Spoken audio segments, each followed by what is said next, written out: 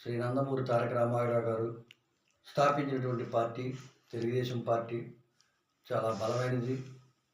సుమారుగా పార్టీ యొక్క భవిష్యత్తు 100 సంవత్సరాలు ఉంటుంది.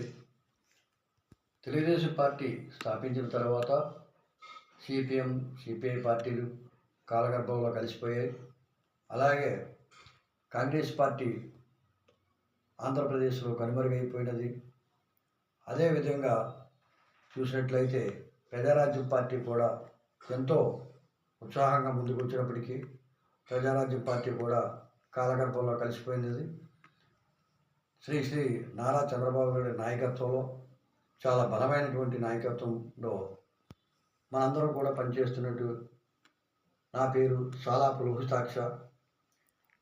ఈ తెలుగుదేశం పార్టీలో క్రియాశీలకంగా పనిచేస్తున్నాను.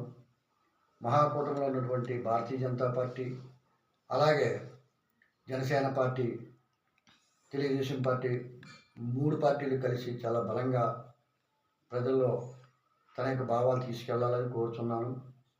అదేవిధంగా వైఎస్ఆర్ పార్టీ సంక్షేమ పథకాలు ఇవ్వలేదని విమర్శిస్తుంది. వైఎస్ఆర్ పార్టీ ట్రాప్లో పడొద్దని శ్రీ గౌరవనీయులైనటువంటి నారా చంద్రబాబు నాయుడు గారికి, అలాగే జనసేన అధ్యక్షులైనటువంటి పవన్ కళ్యాణ్ గారికి మరియు శ్రీ నరేంద్ర మోడీ గారికి నేను మనస్ఫూర్తిగా విన్నవించుకుంటున్నాను.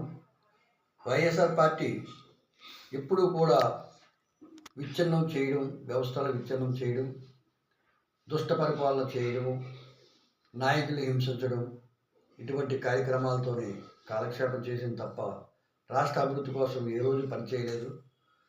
ఈ కూటమి ఆంధ్రప్రదేశ్లో ఉన్నటువంటి రోడ్లన్నీ కూడా త్వరితగతినే బాగు చేసి మంచి పేరు సంపాదించాలని, అదేవిధంగా ఆంధ్రాలో ఉన్నటువంటి నాయకులందరూ కూడా కలిసికట్టుగా ఉండి వైఎస్ఆర్ పార్టీ నాయకులు ట్రాప్లో పడకుండా వీరు కొంతకాలము ఆర్థిక అభివృద్ధిని సాధించుకుంటూ మంచి విద్యా సంస్థలు స్థాపించవలసిందిగా కోరుతున్నాను.